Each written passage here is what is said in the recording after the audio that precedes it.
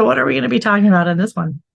In this one, so there was Where a are we in our journey at this point? This is so we were kind of drifting a little more hot wifey, and that continued for a while. right. There was a potential five-way that came into that sprang up here that we're going to talk a little bit about. Yeah. But so there are three stories that we're going to talk about tonight, and two of them are single guys, and then one potential five-way that then wound up being a three-way for various reasons. So I guess you want to start with the first single guy? We can. Yes. So there was this particular gentleman, we're going to call him Harvey. And he had reached out to me on SLS and probably to both of us. Our account on SLS. And he and I started chatting and really enjoyed chatting with him. And he was coming to the area. Oh, that's what it was. He was coming to our area, to Clearwater, and he had family or something that lived here. And so had changed his zip code, as is very smart to do. And we connected and we started chatting. So we chatted for probably texted back and forth, messaged back and forth for maybe a month or 6 weeks. And really enjoyed him, really got to know him, smart guy. Yeah, just really, really liked him. So he was coming into town and he flew in and I said, hey, well, I don't mind picking you up at the airport. And he had a car that was at the place where he was staying. He just needed a ride from the airport to the place. And I said, well, we'll pick you up. Tristan and I will pick you up, get to know you, get to meet you. Harvey and I had talked about having a play date and what that looked like. And I wanted him to meet Tristan and I wanted Tristan to meet him. This was this was early enough on that I still wanted a little bit of backup. Like I wasn't just going to meet him and play. And so I really wanted a little bit more experience meeting folks and making those decisions, even though all of the stuff from Virginia had happened, but that was totally different. That was a different vibe and a different aspect. And those folks I did all meet beforehand. So it was kind of my MO at that point in time. Still is actually. And so we picked him up and we went out to dinner to a brewery for so shocking. It happens to be very close to the airport. Yes. So we went. And they do have food there. They do. Yes. We had dinner and beers. It just happened to be a brewery. But you got to chat with him and super nice guy. Yeah, very nice, very smart, very substantive. Yep. All that stuff that we look for. Yeah. And so we weren't planning on playing that night. We knew that we weren't, and we went and we dropped him off and that was it. So he was only going to be in town for a couple of days. And the opportunity arose where he and I could connect. Well, it happened to be a week during the weekday. And before he headed back, and it turned out that we were going to there was some time where we could connect.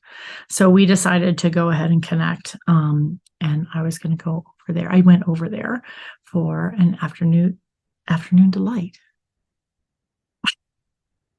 I'm listening. So I go over and we start kissing and things start to get hot and heavy and we're getting excited and clothes are coming off and we are pleasuring each other. He went down on me, I went down on him. He's nice and hard. We're getting ready to have sex and he takes out the condom, puts the condom on and really struggles and really, really struggled. And it just didn't go well, which is not uncommon. So what are you going to do? It happens. Life happens. So I just decided to go ahead and just go down on him and give him a nice blowjob. And I finished him off that way. And so because I did not think that getting him hard by giving him a blowjob and then having sex with him was going to work. if I got him hard and we tried to do the condom again, I knew nothing was going to happen. It was just going to be an epic fail. So, so he got the benefit of me being extra supportive. And that's what we did. And it wasn't my favorite thing, obviously. I think that's not what you anticipate or expect. So it was a little awkward, and I think he felt badly about it because it ended up being all about him. And most men that are in the lifestyle tend to be very wanting to please the woman, especially if they're a single guy in the lifestyle. And obviously he was. And so so it was kind of challenging, and it was kind of different. And then he had to leave the next morning, like really, really early in the morning. So we didn't even really have a chance to kind of regroup or do anything. So so I gotta say, when he left, it wasn't the greatest experience. Like I wasn't feeling like, woo, it was kind of feeling gross. Yeah. Yeah, it wasn't great. Yeah. Yeah. Yeah. Yeah. Yeah. I remember you telling me all of this, and I mean, we had a good time, but we had a good time when I came home and told you all about it. But yeah, you're like, show me what you did. Okay. Okay. Pretend like you can't get hard. Pretend like I put this. Well, he did get hard. That's not fair. He did get hard. It's just he got soft once you put the condom on. You start to try and fuck when you're not used to that. What happens? Yeah. I get it. It's difficult. I mean, even when you're experienced, with condoms, there are times. Yeah. Mm-hmm. It's still difficult. Mm-hmm.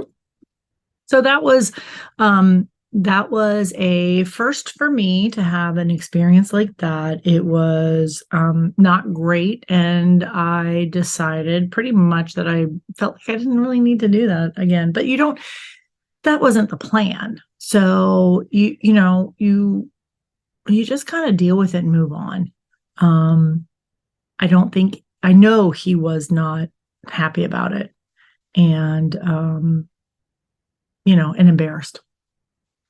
Yeah. So it was challenging, and I was still relatively new. I mean, I knew stuff like that happened, and I knew things like that happened, and had no problem with it. But it's still, it rocks you when that happens, especially if we've been talking for months. We went out to dinner. There was clearly a connection, and really wanted it to happen, but it was just odd.